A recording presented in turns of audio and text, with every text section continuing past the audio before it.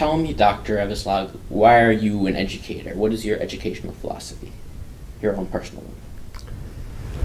Well, that's an interesting question. I think your educational philosophy changes and morphs over the years as you are further and further into your career. I can tell you that I grew up with education being discussed at the dinner table. Both my parents were educators. Both my grandparents were educators. My father was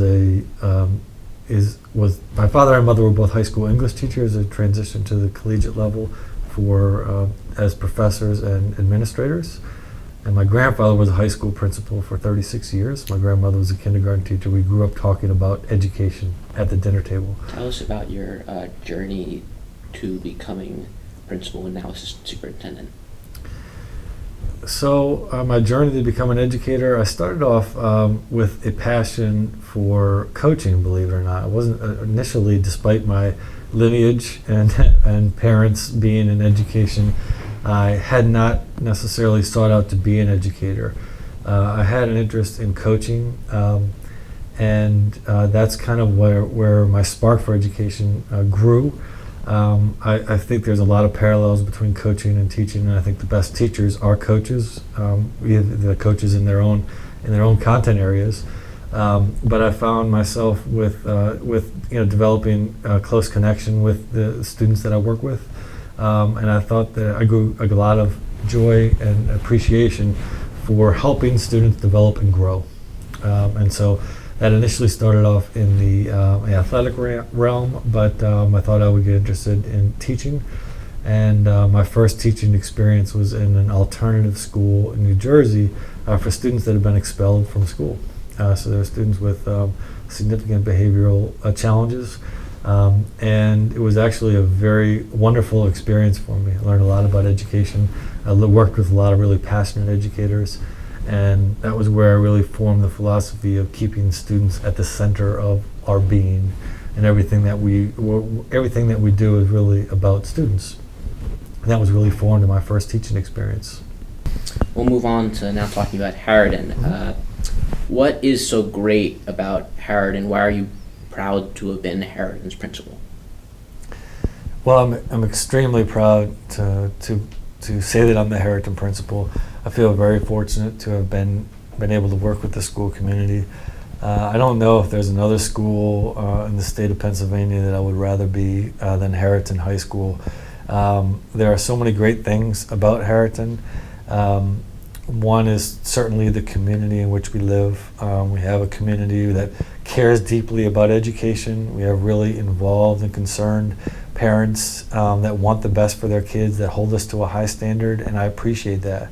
But we also have tremendous educators here, people that really care about kids, people that really want to be learners, and I think that our students make it easy to serve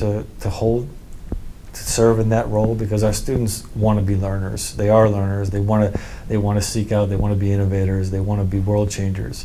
And our students are go-getters, and that's what really is tremendous. Is many of our students, and I think the members of you and your studio are great examples. Find a passion and really explore that deeply, and that's really what we should be doing in education. Okay, I'm going to move on to some fun questions that Mr. Scullin suggested I ask. Who is your favorite student? My favorite student? That when you ask a parent who their favorite kid is, they can't answer that question because of you have a different love and different type of affinity for all of your students. In all seriousness, I don't have a favorite student. I have an appreciation for a lot of students. I think that what makes school great and public school great is we have such a range of students. So I'll dodge that question, Mr. Scullin. What about, the other one he asked is, do you have a favorite teacher here at Harriton? Do I have a favorite teacher? I don't, I'll say that again, I don't have a favorite teacher. There are a lot of teachers that I find to be incredibly inspiring. There are teachers that have really pushed my thinking as an educator and as an administrator. I think the educator who stands out the most in my entire experience, quite honestly, is Mr. Marone. And when I had the pleasure of working with Mr. Marone at Welsh Valley, he challenged me to think a lot about education differently. And I think was a really talented educator. But I feel really fortunate to have worked with great educators at Welsh Valley and at Harriton. There's really great teachers here. If there was one subject that you could add here at Harriton, a course, what would it be? It wouldn't be a course. It would be a more in-depth student-driven experience. That, as opposed to saying this one specific subject should be added, or one specific content area should be added. I would love to have student-driven experiences where students can really, there are independent studies and there are the senior project, there are kind of these avenues where students can explore their own interests, but I'd really like to see students have the opportunity to find something they're really, really passionate about and kind of self-create that course. I think that would be really neat. I will say that my undergraduate degree was in sociology. We don't even have a sociology class. I am fascinated by sociology, so I think that would always be a wonderful addition. But there's, in any good course, there is themes of sociology that are woven into it. So that's my own personal bias, though. Here's about the most fun question I can ask. How did you get the half-court shot during the pep rally? How did I get it? Yeah. Well, You got that? Have you done that before? How did Well, that happen? I did grow up playing basketball, and I was an area of strength of mine was perimeter shooting. So that was my role when I played in high school, and as I played basketball in life. So I was used to shooting shots from a long distance. So that wasn't tremendously out of my area of expertise, I guess. Well, why did you decide it was time to move on from being Harriton principal? Well, it's interesting. I've had multiple pivots in my career. Never have I said in my career, I've had enough of this. I want to do something new. And I feel really fortunate to have that's been my path. Some opportunities have arisen, not necessarily ones that I was planning on, but sometimes a series of events leads to opportunities. And through conversations that I've had with other people in the district, I thought it was worth potentially pursuing that. You don't always get a chance to have a role of assistant superintendent, for example. Lower Merion has not had that position open and available for many, many years. There had been some appointees and some reorganization shifting, but the position had not been vacant in many, many years. So, passing on it would have been a risk, and if I'd ever had wanted to pursue that. So, I felt it was something that I owed to myself to at least pursue. If it hadn't worked out and I had been told that I could stay at Harriton as the principal and had to do that for the rest of my career, I've been very happy in doing that. So I feel really fortunate where I am. What will you be doing as assistant superintendent? What issues as assistant superintendent do you want to tackle? Well, my major responsibilities are overseeing curriculum, K-12 curriculum, and working with the 10 principals in the district. So really kind of serving a leadership role for the educational decisions of the district. The truth is, as an assistant, you work for a superintendent and you do what the superintendent tells you to do. So I feel I'm looking forward to working more closely with Mr. Copeland. He's a very experienced and seasoned superintendent. I've already learned a great deal from him in the short time I've been working with him. So I'm sure I'll learn more. But a lot of the work that I will be vested in and guiding will be directed by him. You were talking a second ago how in your journey as an educator you've taken different paths and turns. Do you have a goal? Well, one of my goals in education was to achieve a doctorate, which I did this year. Not necessarily, certainly not for the title, but just because I think when you study something to the depth that you do when you're studying at your doctorate, level, you just have a different level of appreciation for the art of teaching, the art of education. When you say I have a goal, I mean, a goal that I have is to do what I do well and do what I do better. And so my goal is to educate students in the best way that I possibly can. I felt like I was able to do that as a teacher, and then moving to an administrative role, you have a different impact on teaching and learning. And one of the things that's exciting about moving into a role of assistant superintendent is, while there are downsides to it, such as not seeing students as frequently, there is you kind of have a broader impact and have an opportunity to impact some policy and decisions and so forth that can impact and benefit students. Are you going to miss seeing students on a daily basis? Tremendously. It's a thing that has been the most difficult. In fact, as we're wrapping up the school year, it quite honestly has taken me through kind of a range of emotions. The not seeing the students every day, not having the opportunity to interact with the students as frequently is something that I will miss significantly. I feel like fortunate to have transitioned from Welsh Valley to Harriton at a time where I got a chance to know kids for a really long time, some 6-7 years. And really see students grow and develop over those years, and that's something that is unique. I never would have expected that when I first came to Welsh Valley. Yeah, it's interesting you say that. I remember at the board meeting, one of the board meetings, how Mr. Copeland was saying how how great it was when you talked to students, and that. Next question I have is, you were the only principal that a lot of us have had. Is that a good thing? Well, I guess that depends on one's perspective. I know that some students that have gone to some of our graduates this year that went to Belmont Hills and then Welsh Valley, Harriton, only had 2 principals during their time. They had Judy Vitri at Belmont Hills, and then me through Welsh Valley and Harriton. So whether that's good or not, I'm not sure. I think it's very, very unique. For better or worse, the career span of a principal is not very long. Unfortunately, there's a lot of turnover in principals and a lot of turnover in education administration. I do think there's advantages to getting different perspectives and having different leadership styles.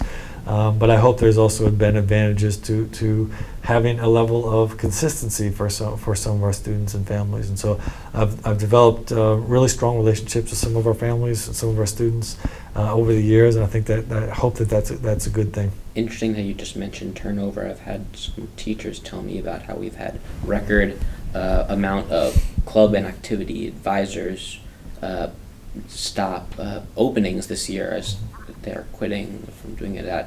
Why do you think there is so much turnover in education and things? Well, I think it's a relatively recent phenomenon. So it wasn't that long ago that you'd have a lot of 35-year teachers that would be in the same building. You'd have long-term principals. The principal I was the principal who was there when I was a high school student, was there 17 years as the principal, was an assistant for like 8 years prior to that.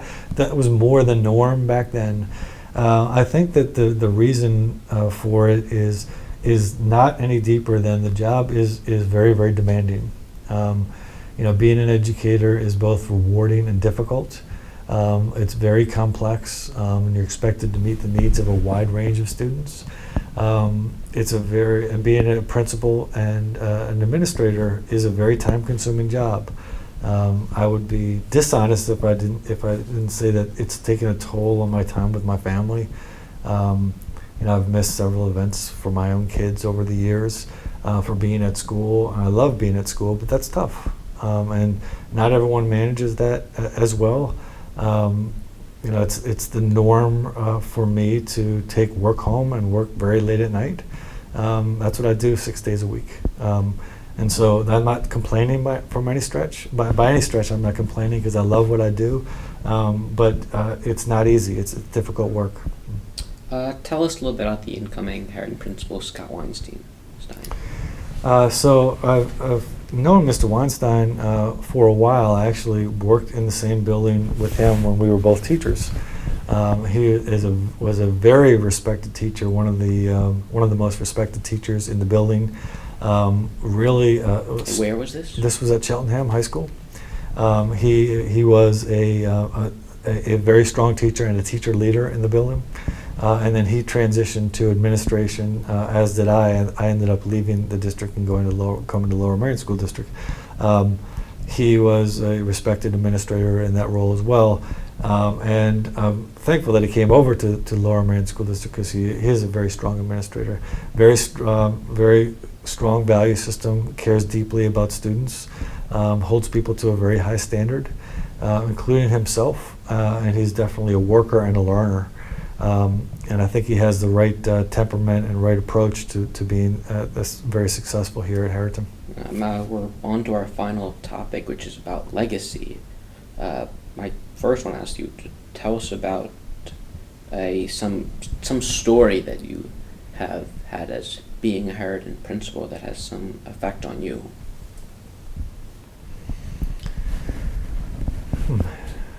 So a particular story that's had some effect on me? Or are you talking about more general legacy? More a story. We'll try to talk about general legacy a little bit later.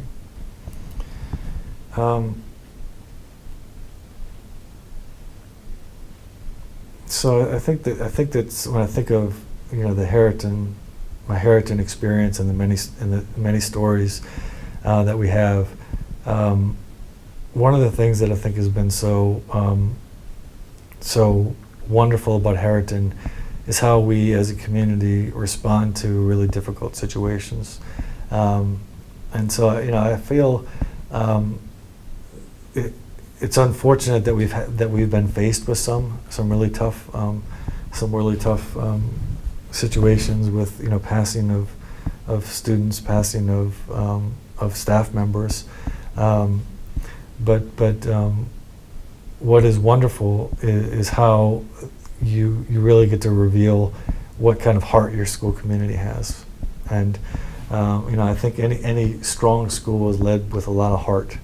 And so I think there is a great deal of empathy, there's a great deal of compassion here, and through many difficult times, that's been revealed.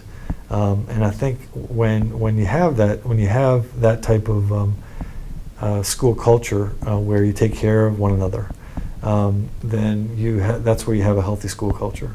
And I think kids are positively impacted by that. So I hope students feel a level of support when they're here. I hope they feel a level of compassion when they're here. I hope they feel that those around them look out for them. What specific things did you accomplish as you were here as principal at Harriton? Well, I never look back and say, I did this or I was responsible for this. I don't see it that way. Things happen, and your school culture changes while under your leadership, so to speak. During the time that I was here, I think it would be unfair to necessarily attribute those things to me, and I'm certainly not looking for that. One of the things that I am proud of that I think that we've done is when we've been looked at our own policies and procedures, we've tried to look at those from a student perspective, and that is something that I'm proud of. And I'll think back to even it wasn't that long ago. It was in my time here that kids weren't allowed to have cell phones. There were only certain areas of the building they were allowed to have cell phones. They had we had RAM. We had lunch in a very traditional way, and I think we've re-looked at some of those things as far as how we are having a school culture that empowers students. Empowering students, in my mind, doesn't mean letting students do whatever they want to do. It's allowing them to have a voice in the school culture, allowing them to make decisions, and creating conditions where students can make some healthy decisions for themselves. The cell phone policy is a good example in my mind. I don't like walking into a school building and seeing like no cell phone signs all over the place. I think that sends a message of we don't trust.